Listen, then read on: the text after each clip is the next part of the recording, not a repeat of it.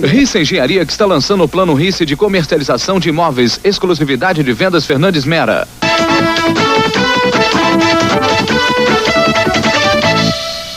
Boa tarde. No próximo dia 3 de outubro, 18 milhões e meio de paulistas vão escolher o futuro governador de São Paulo.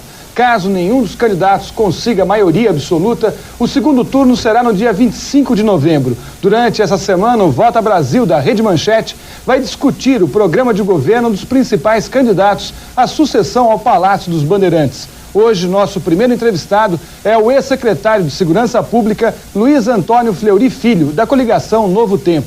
O repórter de Economia, Luciano de Leon, irá participar deste bate-papo. Doutor Fleury, nas últimas pesquisas de opinião, o senhor aparece em segundo lugar disputando com o candidato Mário Covas. O que irá definir esta reta final de campanha? Eu acredito que a partir de agora haverá uma definição real em termos de, não apenas de intenção, mas definição de voto. E nós vamos continuar mantendo o ritmo da campanha, que é um ritmo que tem dado certo, procurando ir a todos os pontos do estado de São Paulo, a todas as cidades, levando a mensagem e fazendo programa pela televisão. Eu acredito que até o final, o meu lugar, que já está consolidado no segundo lugar, nós vamos agora partir para enfrentar quem está em primeiro lugar nas pesquisas, e até o dia 3 de outubro eu acredito que muita surpresa vai acontecer. Doutor Fleury, vamos falar então um pouco sobre o que o senhor pretende fazer caso o senhor consiga chegar lá. Uma pesquisa revelou, na semana passada, que a maior preocupação do brasileiro hoje é com relação ao desemprego. E aqui na Grande São Paulo, nós temos, segundo dados do Diese, 1 milhão de desempregados. O senhor tem dito que uma das formas de enfrentar o desemprego é dar prosseguimento às obras do governo do Estado. Mas, evidentemente, que o Estado não é capaz de absorver todo esse contingente. O que mais poderia ser feito em termos de tentar minimizar esse problema? Bom, eu tenho me colocado sempre da seguinte forma. Todos nós queremos acabar com a inflação, é importante acabar com a inflação. Mas não se pode acabar a inflação à custa do emprego do trabalhador de São Paulo, à custa do arroz salarial. E o que nós temos que fazer, além de manter o ritmo de obras do Estado, é incentivar a participação da iniciativa privada, incentivar os investimentos, fazer com que a iniciativa privada invista e não apenas fique mantendo o seu ritmo de trabalho. Isso pode ser feito. Ainda semana passada eu estive com o empresário Antônio Hermínio de Moraes, que está inaugurando uma outra ala na CBA, na Companhia Brasileira de Alumínio, que vai possibilitar a criação de 600 novos empregos. É através do investimento, da criação de empregos, da participação com o empresariado, da parceria com a iniciativa privada que nós pretendemos enfrentar esse tipo de problema. O senhor acha que é dessa maneira também que o senhor pretende resolver o déficit habitacional de São Paulo, que hoje atinge 2 milhões e 300 mil unidades? Sem dúvida. O atual governo do Estado, com a criação do incentivo de 1% do ICMS, ou seja, aumentou-se o imposto em 1% e esse 1% está sendo destinado para a Casa Popular. O governo Quércia vai construir aproximadamente 250 mil casas até o final do seu mandato. E eu pretendo manter esse ritmo, construindo casas com a participação da iniciativa privada e exigindo do governo federal verba para a construção de casa própria. Porque você sabe muito bem que o dinheiro do Fundo de Garantia, 40% do Fundo de Garantia e cerca de 38% dos depósitos de poupança são de São Paulo. E, no entanto, São Paulo não recebe verba para a construção de casas populares. Nós vamos continuar o programa de construção de casa popular e vamos exigir, inclusive, que o governo federal participe desse programa. Esse relacionamento entre o governo do Estado e o governo federal vem sendo conturbado ultimamente, justamente por causa da questão da dívida externa e da rolagem da dívida do Estado de São Paulo. Houve isso no governo Sarney, houve atritos entre o governador Quércia e o presidente Sarney, e agora também houve ensaios de atritos. Como é que o senhor pretende encaminhar essa questão aí que sempre atrapalha os planos dos governadores de São Paulo? Não, com muita tranquilidade. A dívida externa do Estado de São Paulo se manteve estável durante o governo Quércia, em torno de 8 bilhões de dólares. E a questão da rolagem, São Paulo apenas quer um tratamento igual dos outros estados. Por que só São Paulo é que tem que fazer uma rolagem diferente dos outros estados, como o governo federal pretendeu em alguns momentos? O que nós queremos é um tratamento idêntico, igualitário. E isso tem sido conseguido. Eu tenho certeza que nós vamos conseguir manter esse relacionamento, porque o que eu pretendo em termos de relacionamento com o governo federal, como governador, é um relacionamento de independência. Não significa nem oposição gratuita, e não significa subserviência, não significa servilismo. Ou seja, aquilo que for positivo, que nós entendemos como positivo, as medidas do governo federal positivas, eu como governador estarei pronto a apoiá-las. Mas aquilo que eu entender que contraria o interesse de São Paulo e o interesse do trabalhador de São Paulo, eu estarei defendendo com muita firmeza. E qual será a sua relação com as prefeituras do PT, principalmente aqui na capital de São Paulo? Eu pretendo, Florestan, e estou ingressando na política, disputando a minha primeira eleição, exatamente porque eu acredito que se possa fazer uma política colocando acima do interesse partidário o interesse da população. Eu não vou discriminar no tratamento com nenhum prefeito. Eu pretendo realmente fazer uma administração de integração. Aquilo que for do interesse da capital de São Paulo, eu terei muita satisfação em trabalhar em conjunto com a Prefeitura de São Paulo. Eu não pretendo fazer qualquer tipo de discriminação.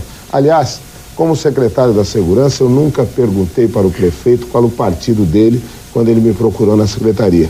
E eu nunca perguntei para o deputado ou para o vereador qual era o partido, porque eu sempre entendi que o que interessa é a população.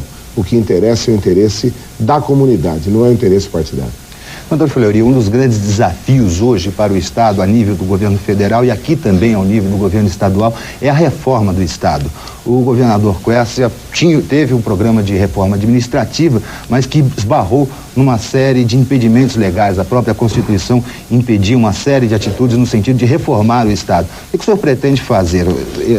A reforma administrativa tem que ficar contida nesse âmbito ou ela pode evoluir em alguma direção? Em que direção seria essa? A reforma administrativa vai continuar sendo feita na minha administração. Há um diagnóstico que está pronto, já começou a ser implantada. Agora, reforma administrativa não significa pura e simplesmente colocar como meta de governo a demissão de funcionários. Não. O que interessa é colocar a máquina com eficiência e modernidade a serviço da população.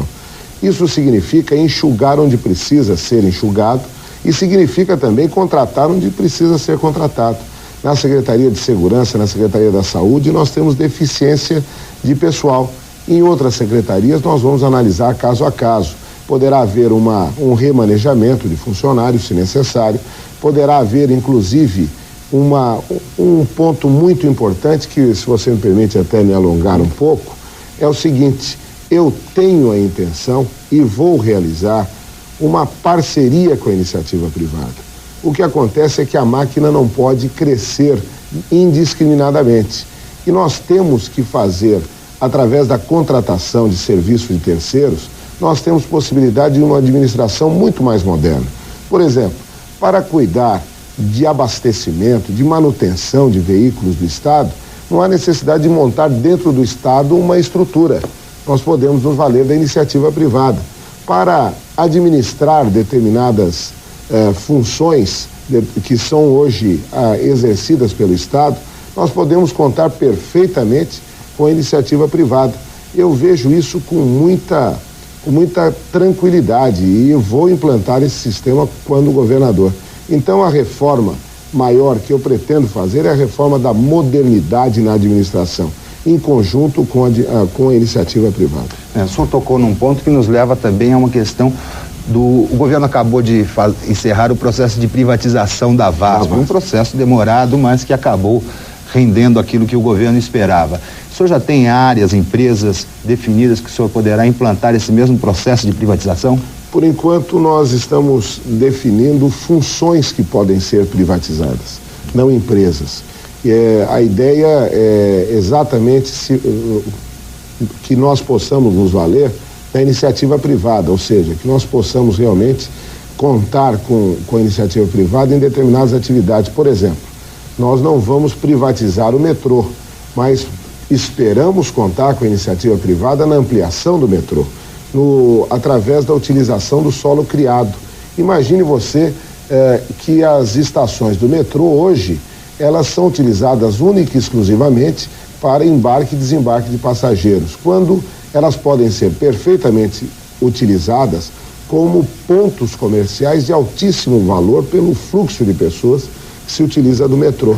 Essa será uma forma de parceria que me referi para que a iniciativa privada participe do crescimento de São Paulo e do desenvolvimento dos serviços que o Estado tem que colocar a favor da população.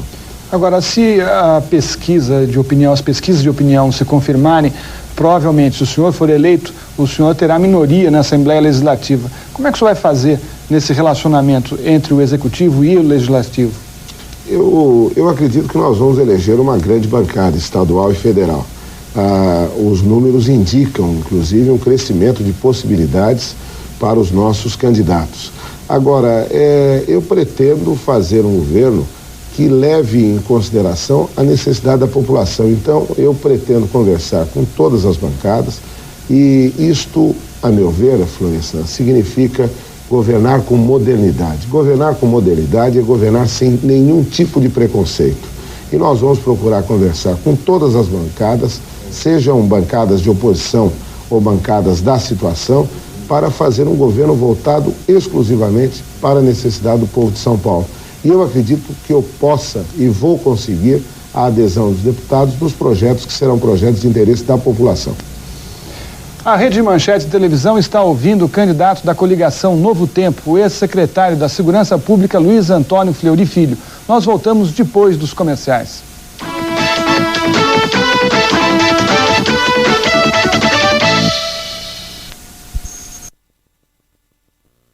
Tempo, Luiz Antônio Fleury Filho.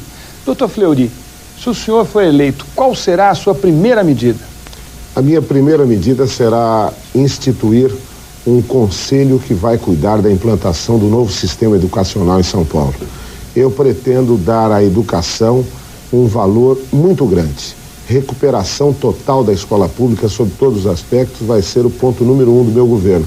E por isso eu quero, como primeiro ato, formalizar esta intenção, formando um conselho que vai cuidar da implantação desse novo sistema, que significa recuperar fisicamente a escola, levantar o elenco de medidas que nós vamos baixar logo no início, para que nós possamos realmente ter uma escola pública cada vez melhor. Uma das propostas que o senhor tem colocado aí no seu plano de educação parece um tanto polêmica, é a questão da unificação do 5º e do 6º ano, certo? A exemplo do que foi feito no ciclo básico com os alunos da rede estadual. Isso recebeu já na implantação do ciclo básico críticas de uma série de pedagogos de que ao invés de se exigir da criança que ela passasse do ano, simplesmente estava se passando a criança de ano sem que fosse necessário ela mostrar que tinha aprendido. O senhor não acredita que isso possa acontecer também, esse tipo de crítica nessa questão da unificação do 5º e do 6º ano? Eu acredito que poderá haver críticas, ninguém tem o dom de ser o dono da verdade. Mas o que ocorre é que nós temos que estar atentos para a realidade. Na verdade, quando a criança ingressa na escola no primeiro ano, ela sofre um processo de adaptação. E a evasão escolar, que é um dos grandes problemas que nós temos, a criança que deixa a escola por falta de adaptação, surge exatamente do primeiro para o segundo ano. O novo choque surge do 5º para o 6º ano, da 5ª para a 6ª série, porque aí o aluno que antes tinha aula com uma única professora ou com um único professor, ele passa a ter a aula com uma série de professores e muda, inclusive, a forma de aprender dentro da escola. Então, o que eu pretendo, ao instituir esse sistema, é fazer com que esse choque não seja tão grande. Isso não significa, de forma alguma, fazer com que o aluno passe por decreto, não é nada disso. Ele simplesmente terá mais tempo de adaptação. Isso é conviver com a realidade. É realmente colocar uma escola que seja real. O que, aliás, a sua pergunta vem a propósito para enfocar um outro ponto. A escola pública precisa ser rediscutida de uma forma global. Ser rediscutida com toda a sociedade, com os pais e alunos, com os professores, com os alunos, enfim, com todos aqueles que querem realmente um futuro melhor para o país. Porque a nossa escola, ela precisa também se modernizar, ela precisa ganhar muito mais dentro do contexto que o Brasil está vivendo hoje. Hoje, nós deixamos, no mundo inteiro, está desaparecendo a guerra ideológica, praticamente deixou de existir. Agora nós estamos entrando na era da competição tecnológica e nós precisamos nos adaptar para isso. E de São Paulo tem que partir o primeiro passo. Exatamente nesse sentido, o governo federal acaba de lançar um programa de alfabetização, um programa ambicioso de alfabetização. O que o governo do estado pretende fazer nesse sentido, de acabar com essa mazela que o país vive, que São Paulo, inclusive, o estado mais desenvolvido do país, também enfrenta? Para acabar com o analfabetismo em São Paulo, nós pretendemos, na verdade, fazer um grande programa com a participação de voluntários. Aliás, este é um ponto que eu vou procurar incentivar no meu governo sobre todos os aspectos, que é o voluntariado. Um recente estudo nos Estados Unidos mostrou a grande participação dos voluntários nas atividades sociais de uma forma geral, na saúde, enfim, em todas as áreas nos Estados Unidos existe a participação de voluntários. E eu pretendo fazer com professores da rede pública, com professores devidamente preparados para isto, vamos fazer um grande esforço com a participação de voluntários para que o adulto seja alfabetizado, porque o adulto até se sente muitas vezes constrangido de voltar à escola em razão da sua idade. E nós podemos criar planos alternativos que já estão sendo elaborados para que, com a participação de voluntários, nós façamos a grande alfabetização também no estado de São Paulo. É um trabalho que vai ser desenvolvido com muito carinho, com muito cuidado, porque é importante que o nosso estado, até o ano 2000, esteja com a sua taxa de alfabetização absolutamente completa, sem nenhuma pessoa que tenha escapado ou melhor, sem nenhuma pessoa analfabeta aqui no estado de São Paulo. É isso que a gente pretende desenvolver. O estado de São Paulo, doutor Fleury, tem uma defasagem muito grande de presídios. O que o senhor pretende fazer nessa área? Em termos de presídios, os presídios que estão sendo construídos pelo atual governo vão mais do que duplicar a atual capacidade. E vários deles ficarão inaugurados, ficarão prontos em funcionamento até o final do governo Quercy. Eu pretendo, como governador, fazer apenas mais 3 grandes presídios, um na capital, um na região do ABC e um na região de Ribeirão Preto, que são regiões que necessitam realmente de presídios maiores. E vou desenvolver um trabalho no sentido de acelerar, inclusive, a tramitação dos processos e fazer com que o preso trabalhe para valer nos presídios existentes. Porque trabalhando, o preso vai ser reeducado. E com isto, eu espero diminuir a taxa de reincidência, porque a necessidade de mais presídios se deve à grande taxa de reincidência que nós temos no nosso estado e em todo o país. E é isso que precisa terminar. O senhor pretende colocar a polícia na rua de uma maneira ostensiva ou o senhor tem um outro plano para combater o crime em São Paulo? Eu vou colocar a polícia nas ruas para valer, como coloquei quando fui secretário da Segurança. E vou aumentar, inclusive, os efetivos. Temos um grande plano em matéria de segurança que eu tive a oportunidade de explicar no meu programa de governo, que se resume numa única frase: eu quero uma polícia que seja uma polícia amiga do trabalhador, da dona de casa, amiga do chefe de família, mas vai ser uma polícia muito dura com o bandido. Não vai ter moleza mesmo. Eu sempre adotei essa filosofia e vou continuar adotando como governador. Muito bem, vamos falar um pouco sobre a questão do meio ambiente, que no debate político está tendo cada vez mais uma participação importante. Nós temos aqui em São Paulo uma promessa que já faz algumas décadas de despoluição do rio Tietê. O mesmo rio Tietê que acaba poluindo a represa Billings, que poderia ser a grande caixa d'água da cidade, e no fim o Estado acaba tendo que investir quantias incríveis em obras para importar essa água, porque a água que nós temos aqui próxima é destinada para o esgoto da cidade. O senhor promete, ou o senhor pretende realmente despoluir finalmente o rio Tietê? Se eu chegasse aqui e dissesse que até o final do meu governo estará despoluído o rio Tietê e o rio Pinheiros, evidentemente o telespectador teria todo o direito de duvidar da minha palavra, porque realmente não corresponderia à realidade. O trabalho de despoluição do rio Tietê e do rio Pinheiros é um trabalho para mais de um governo, é um trabalho para 10, 15, talvez 20 anos. Mas ele tem que ser começado. E começou já através de um protocolo de intenções que foi assinado a semana passada entre a Secretaria do Meio Ambiente e a Fiesp. Com esse protocolo, as indústrias se comprometem a instalar equipamentos para evitar que os dejetos industriais sejam jogados no Rio Pinheiros e no Rio Tietê. Ao lado disso, eu vou fazer um grande programa de saneamento básico, colocando esgotos para tratamento de esgotos para evitar também a poluição do rio daqui para frente. E com isto, paulatinamente, o rio será recuperado. Eu acredito que, havendo continuidade no trabalho que começou agora, que eu vou fiscalizar pessoalmente como governador, que é o trabalho do acordo feito com as indústrias, com investimento nos esgotos, no tratamento de esgoto na Grande São Paulo e na capital. Eu acredito que se houver uma continuidade nesse trabalho, daqui a alguns anos, não no final do meu governo, mas no final de outros governos que virão depois do meu, será possível despoluir o Rio Tietê e o Rio Pinheiros. Vejam que nos rios de outros países que foram despoluídos, houve um trabalho de 15, 20 anos para que isso ocorresse. E esse trabalho que vai ser realizado, podem ter certeza, vai ter continuidade no meu governo, esse trabalho que se iniciou agora, e eu pretendo realmente deixar um pouco melhor. Não estará totalmente despoluído, mas se Deus quiser estará um pouco melhor. Se o senhor for para o segundo turno, o apoio do PT e do PSDB, será bem recebido? Será bem recebido. Eu acredito que o segundo turno será uma nova eleição. Vamos caminhar até o segundo turno e aí nós poderemos conversar a respeito do assunto. Pois é, hoje em dia, inclusive, está havendo uma grande discussão em torno do voto útil daqueles partidos que se opõem ao líder nas pesquisas. Como é que o senhor encara essa questão do voto útil? O senhor acha que é correto votar útil nesse primeiro turno?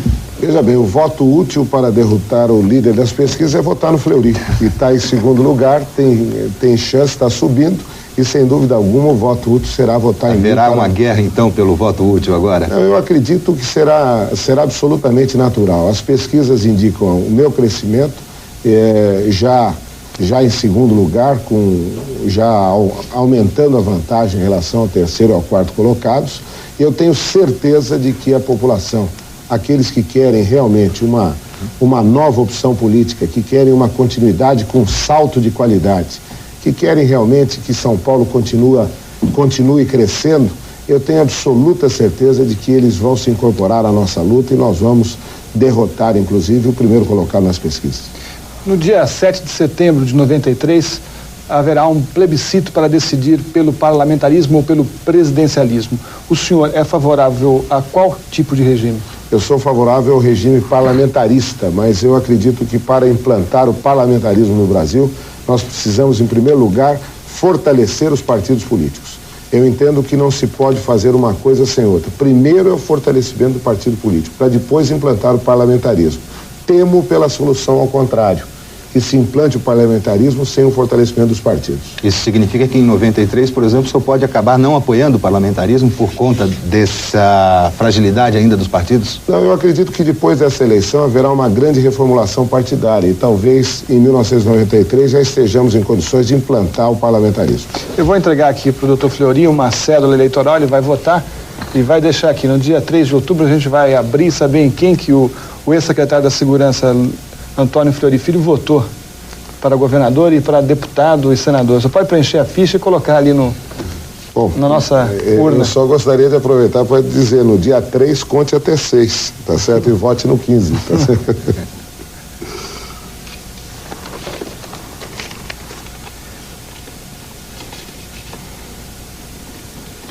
Pode deixar aí. Muito obrigado, doutor Fleury. Eu gostaria de agradecer, em nome da Rede Manchete dos eleitores de São Paulo, a presença do Dr. Fleury aqui no programa Vota Brasil. Lembramos aos telespectadores que amanhã, logo após o Jornal da Manchete, edição da tarde, eu e o repórter Luciano de Leon estaremos entrevistando o candidato Ademar de Barros Filho. Até lá, boa tarde e fique com a gente.